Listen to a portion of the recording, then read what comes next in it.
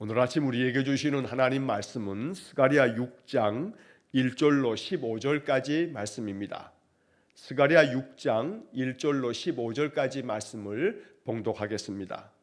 내가 또 눈을 들어본즉 내 병거가 두 산 사이에서 나오는데 그 산은 구리산이더라.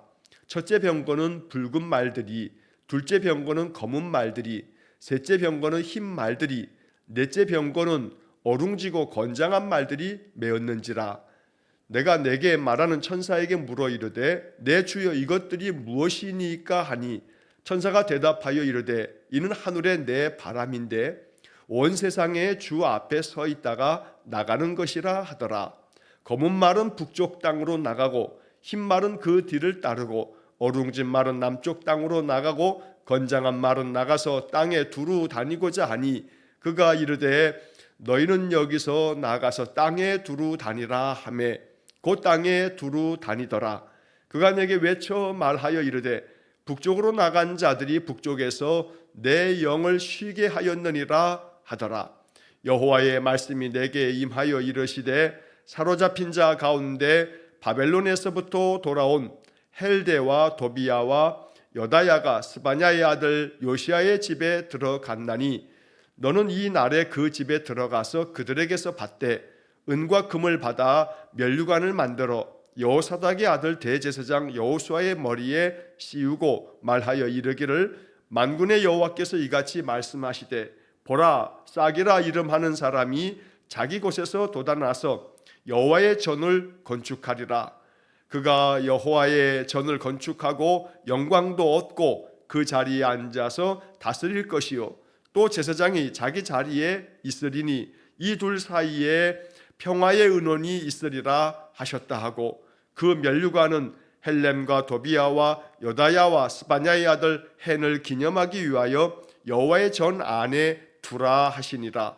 먼데 사람들이 와서 여호와의 전을 건축하리니 만군의 여호와께서 나를 너희에게 보내신 줄을 너희가 알리라. 너희가 만일 너희의 하나님 여호와의 말씀을 들을진대 이같이 되리라. 아멘.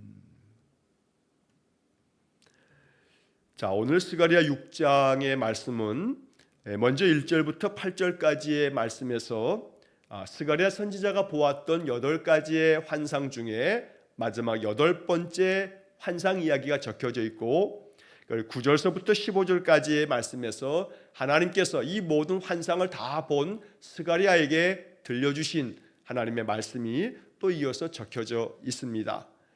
자, 우리는 이 스가랴서를 시작하면서 스가랴 1장 7절부터 6장 8절, 오늘 본문의 중간에 8절까지 이 긴 내용 속에서 바로 8가지의 환상을 쭉 살펴보았습니다. 물론 어저께 주일날 우리가 읽게 되는 5장 1절로 11절까지 나오는 6번째 환상, 7번째 환상은 어제 이 본문으로 묵상을 하지 못하였기 때문에 제가 잠시 후에 잠깐 이 내용을 정리하겠습니다만 이 8가지의 환상을 통해서 하나님은 스가랴 선지자에게 이것을 보여주고 이것을 남유다 백성들에게 들려주면서 선지자가 이것을 이렇게 책에 기록함을 통해서 오늘까지도 우리가 이 말씀을 통해서 스가랴가 본 환상은 그 당시의 남유다 사람들에게 뿐만 아니라 오늘도 이 말씀을 내게 주신 말씀으로 받는 사람들에게 위로가 되고 격려가 된다는 것을 우리가 늘 마음에 묵상하면서 이 말씀을 보게 되는 것입니다. 각각의 환상이 가지고 있는 그런 상징적인 많은 의미들은 남유다 백성들에게 여호와의 성전을 재건하는 일을 다시 감당해 갈 때 하나님께서 그들 가운데 영광 가운데 임하시고 그들에게 주실 은혜의 복이 무엇인지를 쭉 설명하고 있는 것입니다. 자, 말씀드린 것처럼 5장의 이야기를 간단하게만 좀 정리하고 오늘 6장의 내용으로 다시 돌아오겠습니다. 자, 어제 우리가 매일 성경 묵상책에 편성되어져 있는 스가랴 5장의 이야기를 잠시 살펴보면 이 5장에는 6번째 환상과 7번째 환상 이야기가 나오게 됩니다. 5장 1절에서 4절까지 나오는 이 환상에서는 날아다니는 두루마리 환상을 보게 됩니다. 이 두루마리라고 하는 것은 양피지를 널쩍하게 만든 다음에 거기에 다 글을 써서 양 끝에서 이렇게 말아서 두루마리를 만들게 됩니다. 옛날 구약 성경이라고 하는 것이 이렇게 두루마리 책으로 되어져 있는데 이 두루마리가 날아간다는 겁니다.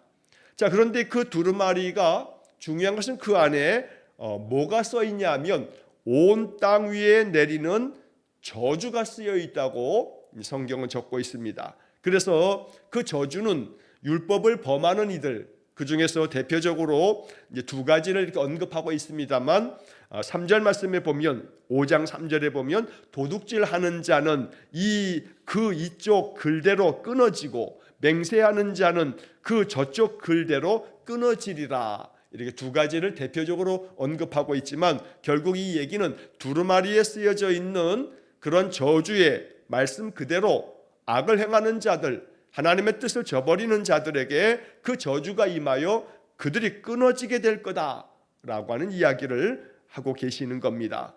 자, 이것을 통해서 남유다 가운데 있는 남유다 백성들에게 있는 악한 것들을 하나님 다 제거하시겠다라고 하는 그런 말씀이기도 하고 결국 여호와의 성전을 재건해야 하는 유다 백성들에게 여전히 남아있는 하나님의 말씀, 하나님의 뜻을 저버리는 것들을 제거하라. 그래서 성결한 마음으로 하나님의 성전을 아름답게 지어가라 라고 하는 그런 말씀이기도 합니다. 또 이어서 5절서부터 마지막 11절까지에는 에바에 대한 환상을 보게 됩니다. 자, 여기 에바라고 하는 이 히브리 말은 큰 광주리를 말하는 겁니다. 커다란 바구니를 이제 보게 되는데 이 바구니 안에 한 여인이 앉아 있습니다. 자, 이 한 여인이라고 하는 것은 5장 8절에 보면 그가 이르되 이는 악이라 하고 결국 이 여성을 이 악한 것, 죄악된 것을 여성으로 이렇게 묘사를 하고 있는데 사실 히브리 말에 이 죄, 악이라고 하는 것의 이 단어는 우리 말에는 그런 것이 없습니다만 서양 말들에는 그 하나의 명사가 성을 갖습니다. 남성형 또 여성형. 그래서 그 단어의 형태가 조금 달라지는 그런 문법적인 언어적인 그런 요소가 있습니다. 자, 그래서 악이라고 하는 것이 여성형 명사이기 때문에 여성이라고 하는 것으로 이렇게 여인이라는 말로 형상화되어져 있는 것입니다. 자, 한 큰 광주리 즉 에바 안에 이 죄악이 거기에 담겨져 있습니다. 앉아 있습니다. 그리고 둥근 납 한 조각으로 그 납 조각으로 무거운 납으로 이 광주리를 덮어둡니다. 이 악한 것을 광주리 큰 바구니에 담고 그 위에 납덩어리로 그 뚜껑을 딱 덮는다는 겁니다. 자, 그리고 이 큰 바구니를 저 신할 땅으로 가서 거기에 옮겨 놓는다라는 그런 환상의 내용입니다. 이 신할 땅이라고 하는 것은 바로 바벨론 땅을 말하는 겁니다. 그래서 5장 11절에 보면 그들이 신할 땅으로 가서 그것을 위하여 집을 지으려 함이니라. 여기 그것이라는 것은 바로 이 에바, 그 에바 속에 있는 그 악이라고 하는 죄악이라고 하는 그것을 이제 저 바벨론 땅으로 옮겨서 거기에 머물게 하겠다. 모든 죄악된 것이 바벨론이 죄의 소굴이 될 거고 이 바벨론이 남유다의 모든 죄악들이 다 바벨론으로 옮겨진다는 그런 환상을 보여주고 있는 것입니다. 자, 그래서 날아가는 두루마리 환상이나 또 에바 안에 있는 한 여인의 환상이라고 하는 것은 남유다의 모든 죄악된 것들을 하나님께서 다 제하시고 그 모든 죄악들은 바벨론에 다 옮겨 놓으시겠다라고 하는 말씀을 통해서 이제 너희는 거룩한 하나님의 백성이 되어서 거룩한 백성으로서 하나님의 성전을 짓는 일에 힘을 내라고 하는 그런 격려의 말씀이 5장에 담겨 있는 이 두 가지 환상의 내용이 되는 것입니다. 자, 그리고 이제 6장으로 넘어오면 8번째 환상, 네 병거의 환상에 대한 이야기를 오늘 아침에 우리가 읽었습니다. 자, 이제 6장 본문의 말씀을 이제 살펴보겠습니다. 자, 이 8번째 환상은 4개의 병거, 이 병거를 끄는 말들의 모습을 우리가 읽게 되는데 먼저 1절 말씀을 보면 내가 또 눈을 들어 본즉 내 병거가 두 산 사이에서 나오는데 그 산은 구리산이더라. 자, 이 스가랴서를 시작하면서도 한두 번 말씀드린 것처럼 이 8가지 환상 이야기가 상징적인 그런 표현들로 가득합니다. 그래서 이 상징들이 무엇을 의미하는 거냐, 어떤 상징을 담고 있는 거냐라고 하는 것에 있어서 성경학자들은 여러 가지 견해를 이야기합니다. 어느 한 견해가 이것만이 옳다라고 주장할 수는 없지만 그동안의 성경학자들이 이렇게 이 성경의 이야기를 해석하는 과정에서 보여주었던 말씀들의 대체적인 그런 뜻을 이제 함께 나누는 것입니다. 자, 여기 말하고 있는 이 네 병거가 두 산에서 나오는데 그 산은 구리산이다. 여기 네 병거라고 하는 것은 하나님께서 심판을 행하실, 하나님의 심판을 집행하게 될 하나님의 사자들, 천사들을 의미하는 거다라고 성경학자들이 해석을 하곤 합니다. 자, 그런데 그것이 두 산 사이에서 나온다. 이 두 산이 뭐냐라고 이렇게 할 때 이 두 산은 하나는 시온산이고, 즉 시온산이라고 하는 것은 예루살렘 성이 시온산에 세워졌기 때문에 하나는 시온산 예루살렘이고, 그 시온산 건너편에 있는 감람산, 이 시온산과 감람산 두 사이에서 바로 네 병거, 하나님의 심판을 집행할 하나님의 사자가 나오게 된다. 이렇게 해석을 하곤 합니다. 그리고 그 산은 구리산이더라. 이 구리라고 하는 것은 그 당시에 청동기 문화에 있어서 구리는 사실은 가장 최신의 견고한 그런 물질로, 이 청동기로 무기를 만들어서 쓰는 것이야말로 이제 철기 시대가 등장하기 전까지는 청동기가 가장 견고함을 상징하는 겁니다. 자, 그래서 구리산, 시온산과 감람산이 구리로 만든 구리가 가득한 산이라는 의미가 아니고, 이 시온산과 감람산, 이것은 하나님 앞에서 견고한 산이 되는데 그 견고한 산에서 하나님의 심판을 집행할 그러한 하나님의 천사들이 나오게 된다. 자, 결국 이 시온산, 감람산 이 두 산을 하나님은 이스라엘 백성을 상징적으로 묘사하는 것으로 표현하기도 하고, 또 어떤 성경학자들은 이 두 산을 솔로몬의 성전 앞에 있는 야긴과 보아스 두 기둥을 상징한다, 이렇게 해석해서 풀이하고 있는 그런 경우도 있습니다. 자, 어떤 것이 됐든 간에 결국 중요한 것은 하나님의 심판을 행하실 네 병거가 나오게 된다라는 겁니다. 자, 이 네 병거는 그 다음에 이어지는 2절과 3절에 첫째 병거는 붉은 말들이, 둘째 병거는 검은 말들이, 셋째 병거는 흰 말들이, 넷째 병거는 어룽지고 건장한 말들이 메었는지라. 자, 이 마차를, 첫 번째 마차 이 병거는 붉은 말이 이 마차를 메어놓고 끌고 가는 겁니다. 둘째 병거는 검은 말들이 끌고 갑니다. 셋째 병거는 흰 말들이 끌고 가고, 넷째 병거는 어룽지고 건장한 말들이 끌고 갑니다. 자, 이 병거가 하나님의 심판을 집행할 천사들이라 라고 이렇게 보았을 때에, 자, 하나님의 그 심판이 바로 붉은 말처럼, 검은 말처럼, 흰 말과 어룽지고 건장한 말처럼 하나님의 심판이 진행될 것이다 라고 하는 심판에 대한 예언의 말씀이라는 겁니다. 자, 그래서 이어지는 4절 말씀에 이제 스가랴가 환상 중에 천사에게 묻습니다. 내 주여, 이것들이 무엇이니까? 그래서 천사들이 대답을 합니다. 이것은 하늘의 네 바람인데 온 세상의 주 앞에 서 있다가 나가는 것이다. 하나님 앞에 서 있다가 온 세상을 향해서 나가는 하늘의 네 바람이다 라고 이렇게 설명을 해줍니다. 자, 여기 이 바람이라고 하는 말도 이제 상징적 의미를 갖는데, 원래 이 바람이라고 하는, 뭐 이렇게 바람이 불지 않습니까? 이 바람, 휘몰아치는 이 바람이라고 하는 이 말이 히브리 말로는 루아흐라고 하는 그런 단어를 쓰는데, 이 루아흐라고 하는 이 말은 또 다르게 어떤 단어로 어떻게 번역이 되냐면 영이라고 하는 말로 번역이 됩니다. 그래서 하나님의 성령이라고 했을 때 하나님의 영, 성령이라고 하는 말도 바로 Holy Spirit, 이 스피릿, 영이라고 하는 말이 히브리 말로는 루아흐, 그리고 이 루아흐는 바람이라고 하는 말로도 그렇게 번역이 되는 겁니다. 그래서 하늘의 네 바람이라고 하는 것은 하늘의 네 영, 하나님께서 지금 이 네 병거를 통해서 세상을 심판하시는데 그 세상 가운데 저 북방의 바벨론 땅과 남방의 저 이집트 제국을 하나님이 심판하신다라고 하는 얘기를 이렇게 상징적인 그런 표현들로서 묘사하고 있는 것입니다. 자, 그래서 하나님께서 온 세상을 심판하시기 위해서 하나님 앞에 있는, 주 앞에 있는 이 네 병거, 하늘의 네 바람, 하나님의 천사들이 이제 나가서 심판을 집행하게 됩니다.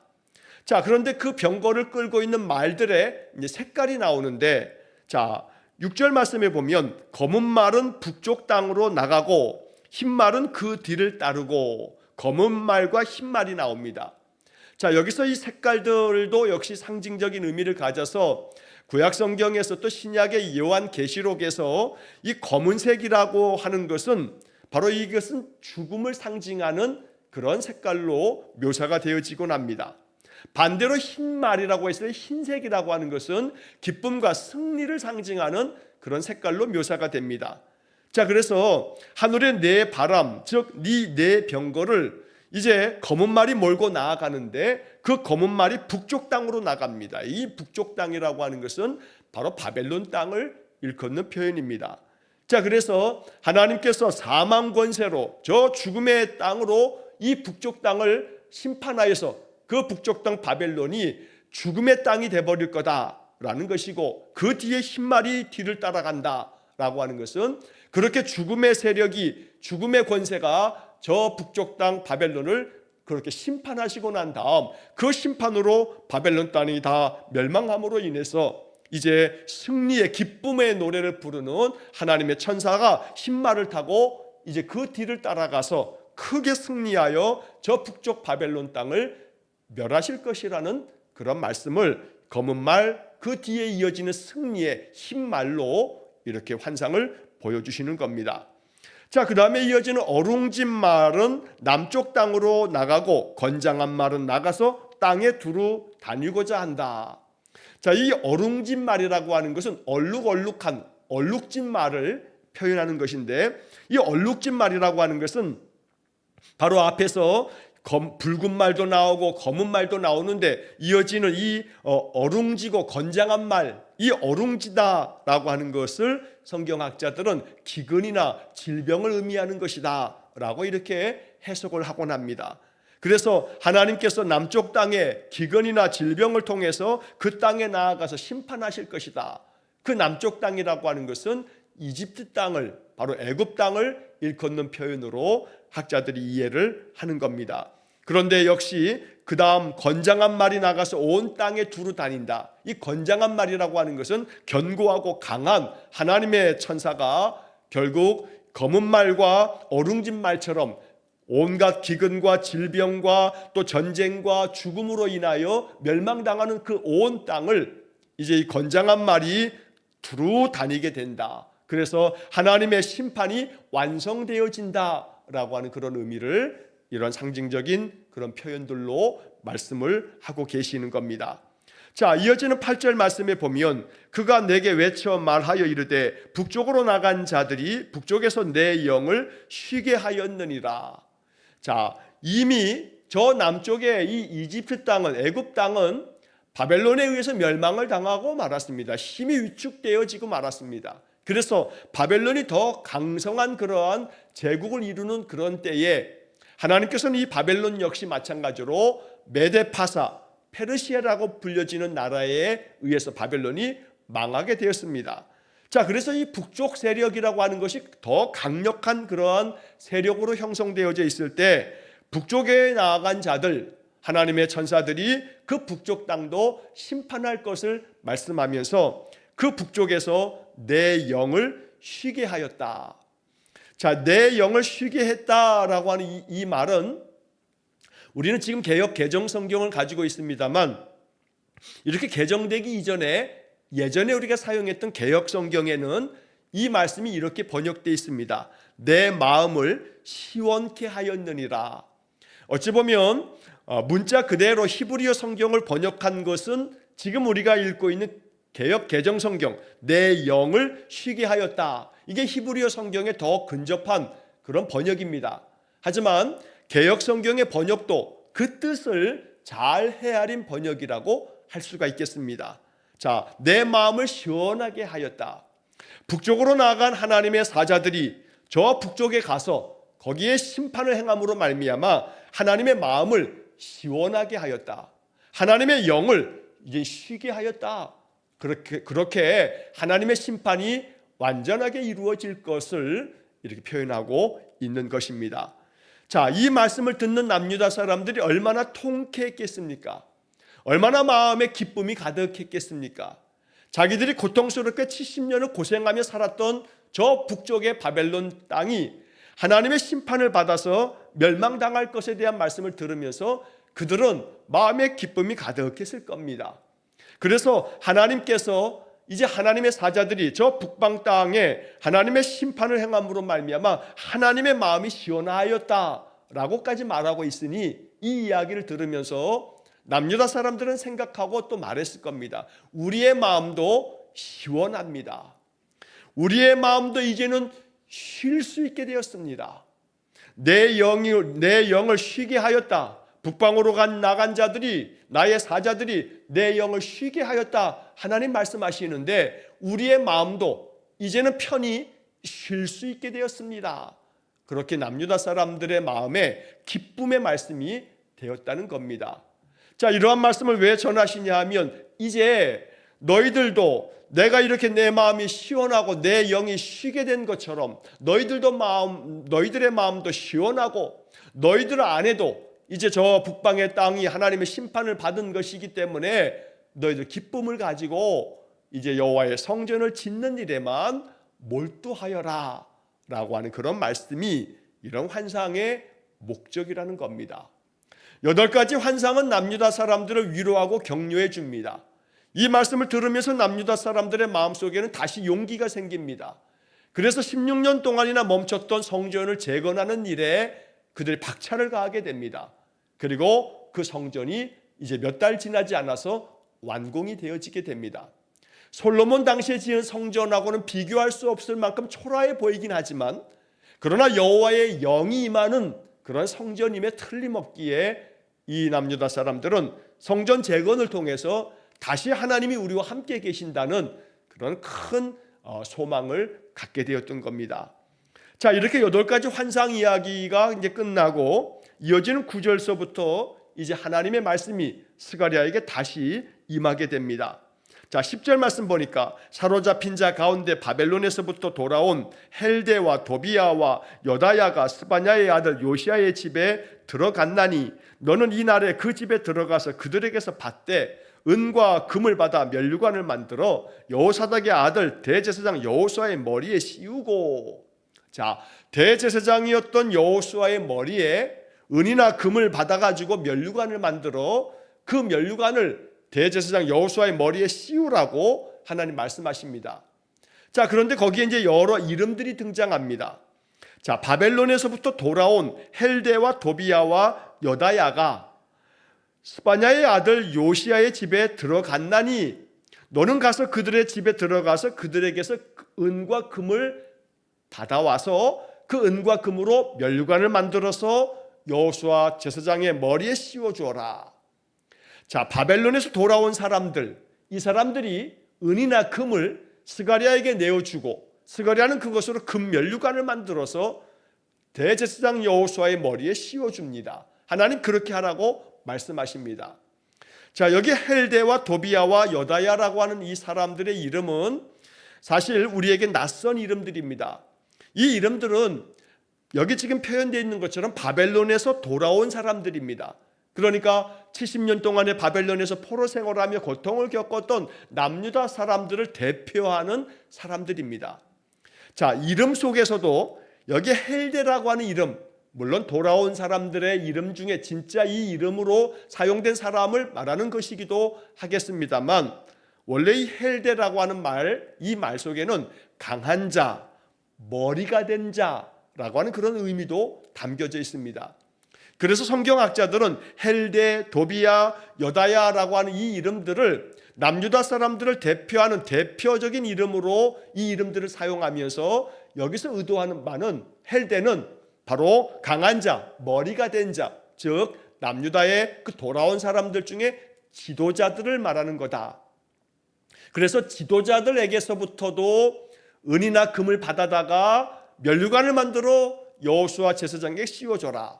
자, 지도자들뿐만 아니라 도비야에게서도 바로 은과 금을 받으라. 이 도비야라고 하는 이 이름의 뜻은 하나님께서는 선하시다라고 하는 그런 뜻이 있는데, 그래서 이 도비야라고 하는 이름은 선한 자, 하나님께서 선하심처럼 선한 마음을 가지고 사는 사람들, 즉 바로 바벨론 땅에서 돌아온 남유다 일반 사람들, 일반 백성들을 일컫는 표현이다. 학자들이 이렇게 해석하곤 합니다. 자, 그래서 지도자뿐만 아니라 또 선한 마음을 가지고 있는 남유다 사람들에게서도 너희들이 은이나 금을 받아다가 면류관을 만들어라. 자, 그리고 여다야라고 하는 이름이 나오는데, 이 여다야라고 하는 이름은 지식을 가진 사람, 지식이 있는 자라고 하는 그런 뜻을 내포하고 있습니다. 원래 이 여다야라고 하는 것은 에스라 6장 14절에 보게 되면 제사장의 그 명단 속에 여다야라는 그런 이름이 나오곤 합니다. 자, 그래서 바로 이 헬데와 도비야와 여다야라고 하는 것은 바벨론 땅에서 돌아온 지도자들과 그리고 선한 뜻을 가지고 있는 모든 사람들과 제사장들과 지식이 있는 모든 자들이 이제 하나님께 헌신하여 은과 금을 그들이 다 내어놓고 그 은과 금을 받아다가 면류관을 만들어서 대제사장의 머리에 씌워줘라. 결국 은과 금을 받는다는 것은 바벨론 땅에서 돌아온 자들이 자신들이 바벨론 땅에서 가져온 물질들을 하나님 앞에 헌물, 하나님 앞에 내어드림으로써 그 내어드린 물질을 가지고 가서 하나님의 성전을 짓는 곳에 사용하여라 라고 하는 그런 의미를 이렇게 말씀하고 있는 것입니다. 자, 12절 말씀에 보면 만군의 여호와께서 이같이 말씀하시되 보라, 싹이라 이름하는 사람이 자기 곳에서 돋아나서 여호와의 전을 건축하리라. 여호와의 성전을 건축하게 될 거다. 싹이라고 이름하는 사람, 이 싹이라고 하는 것이 앞에서도 한번 말씀드린 바 있지만 작은 의미에서는 수룹바벨, 총독을 말하는 것이기도 합니다.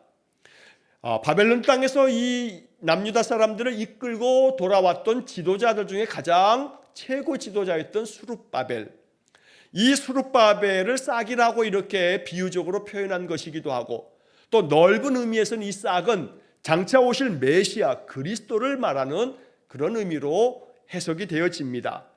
실제로 이 수룹바벨은 마태복음 1장에 예수님의 족보를 보게 되면 예수님의 그 조상들의 명단 중에 수룹바벨이라고 하는 이름이 등장하게 됩니다. 이스라엘 백성들을 바벨론 땅에서 이제 이끌고 와서 그래서 이 남유다를 재건하는 과정에서 최고의 지도자, 왕으로서 이 이스라엘을 다스렸던 사람이 수룹바벨입니다.